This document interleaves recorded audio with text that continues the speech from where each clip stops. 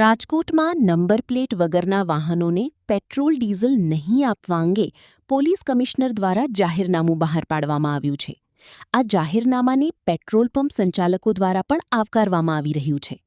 Pump સંચાલકોના જણાવ્યા મુજબ number plate વગરના વાહનોને કારણે પેટ્રોલ પંપ પર કેટલીકવાર ઈંધણ ભરાવી પૈસા ચૂકવ્યા વગર જતા રહેવા જેવી ઘટનાઓ સામે આવે છે. જાહેરનામા બાદ પેટ્રોલ પંપ પર તેનો ચુસ્ત અમલ કરવામાં આવી રહ્યો છે.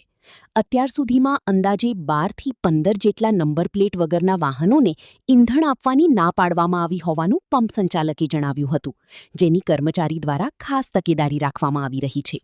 જો કોઈ વાહન ચાલક બળજબરી કરે તો પોલીસનો સંપર્ક કરવાની સૂચના પણ આપવામાં આવી છે.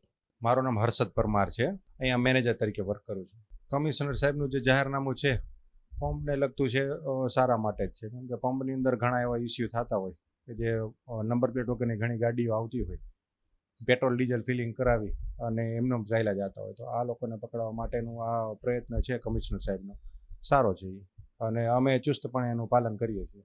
નંબર પ્લેટ વગરની ગાડીઓ અંદાજિત 12થી 15 જેવી ગાડીઓ અમારા ધ્યાનમાં આવી છે, જેમને અમે ના પાડેલ છે, પેટ્રોલ ડીઝલ અથવા સીએનજી ઈંધણ પૂરવાની ના પાડેલ છે.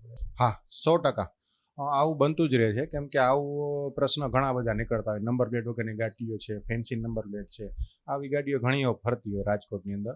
પણ એની સામે અમે તો અમારી રીતે ના પાડતા જ હોય. ઘણા ગ્રાહકો એવા હોય કે જે બળજબરી કરે, મારકૂટ કરે, લડાઈ ઝઘડા કરે. આ દ્રષ્ટિએ કહેતા હોય તો કમિશનર સાહેબ એવરી આઉટલેટ વાઇઝ કોઈ નિમણૂક પોલીસ અધિકારી કોઈ પણ એક માણસ મૂકે તો એની સામે કોઈ પણ એવું આવારા તત્વ કે ગ્રાહક કોઈ હોય તો એને ડાયરેક્ટ એની સાથે વાતચીત કરીને વસ્તુ ત્યાં સોર્ટ આઉટ થઈ જાય. નહીં, અત્યાર સુધી તો બન્યું નથી. સવારથી અમે કરીએ છીએ પણ થઈ જાય છે, કોઈ વાંધો નથી આવ્યો અત્યાર સુધી તો.